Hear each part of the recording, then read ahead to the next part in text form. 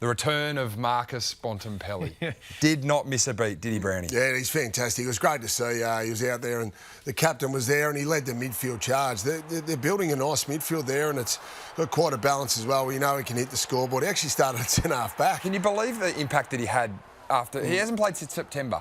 No.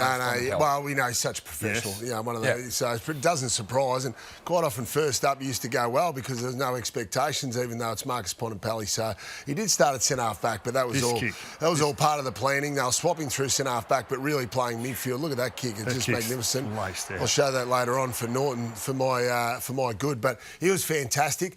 I love now young Joel Fraser as well because he's Bont Mac too. They had 29 kicks between them at 100% efficiency. So, except he's a right footer, Bont's a left footer. So, what I like is it hasn't affected Fraser's game with Bont coming back in. He still continued to play some centre bounce work as well, and Bont played on the outside, and obviously the rest of the mids were outstanding as well. Richards was a little bit quiet, but fought through the tag. Liberatore's probably as good a season he's ever had. Yeah, isn't that the silver lining? Like Bontempelli being out, like the minutes that these players are able to get through the games, and there won't be another game this year that Bontempelli won't be tagged. So Ed Richards takes the tag, does what he needs to do, as you said, fought his way through it. But you just, as they project through the season, this will only hold them in better stead. The numbers that they can run through there.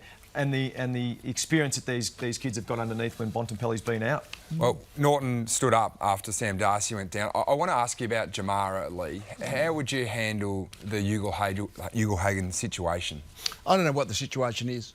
So he's not at the club at the moment. Well, no, that. Him. But exactly what is the situation? Some people on the grapevine think they know, but I don't know. So it is a difficult situation because he's not even around the club again yet, is he? No. Well, he's not turning up to training. He's not training at the moment. Yeah. I mean, but Luke Beveridge has to just think, OK, he's on the list, but he's virtually long-term injured. Don't even consider him until he knows for certain he's ready to play again. So the fact is there's nothing much that anyone can do, that certainly Luke Beveridge can do, except almost put him out of his thinking when he's selecting the teams. And Bevo would have gone through everything that he possibly could to try and redeem the young fella and to try and help him and support him and pull him back towards the club and the team as much as he possibly could. That's obviously been spurned for whatever reason. And at this stage, Bevo's saying, "What's with the AFL? It's with the AFL." He's done exactly what you suggested. He's not our player at the moment. We don't have the whip hand. Not an active player control. Anyway. Yeah. So now we look at the AFL ladder and each game's worth 4 points, but I want to take just a walk into quarters and see the quarters and how that situation is playing out at the moment. Quarters 1 this year.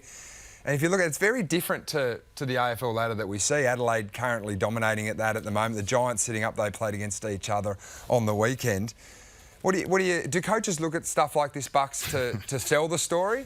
If we're sitting down watching couch, we might see it, mate. But no, I would suggest, and Brisbane aren't in the top 8 there. I think they're 10th as we roll down. So they've won 12 of their 30 or 30. We're talking 24 quarters. So only half of their quarters this year. And I'm pretty sure Chris Fagan would be aware that his side hasn't played as consistently as he would like. Yeah. So this is a representation of that. So they've lost as many as they've won, or they've drawn a couple. But that shows you Brisbane's inconsistency in their footy. It shows you Collingwood's consistency as well, sitting third at the moment there. Despite the round 0 result. So we've seen 5 consistent weeks from Collingwood. That's why we feel like we can trust them and the system that they're playing. But, there's a few teams there that are probably going worse than we would have thought, and there's some that are doing better. It's a reasonable indication of consistency, isn't it, in a way? How many quarters have we actually won? I mean, the Lions are the prime example that they're second on the ladder, but they've only won half their quarters because they've been really inconsistent throughout games. I think it's a tool to show the players. We might not be going as well as you possibly think we're going. If you look at everyone looks at the ladder, but have you really got the time to actually break down quarter by quarter? No. Show the players, hey, we are inconsistent this year. We've got a lot of work to do. So let's wind the clock back. It wouldn't be a KPI that would be thrown up in front of the players, like contested ball, clearances. Unless you wanted to sell a story. Score on turnover. So let's wind the clock back to Thursday night, and you two gentlemen both worked that game. Collingwood winning by 52 points. Nick Daicos or Marcus Bontempelli, if you're picking one, Leigh? Got an easy question. I've thought for the last couple of years that Nick Daicos has been the most valuable player in the game. So I'll still stick with Nick. Okay, and Bucks, you saw Nick Daicos on the weekend. You were up there watching it live. What did you see from the little champ? Well, he had a massive influence on the game early, 21 touches in the first half. And, we had the conversation around, well, is he going to get sat on? Well, he did in the third quarter. And after the game, he had this to say about being tagged by Jared Berry in the third. Yeah, we sort of welcome it as a team. We feel like it releases a number of our players, and especially when I can sort of play multiple positions, we feel like it sort of ties them in knots. So we're happy for it.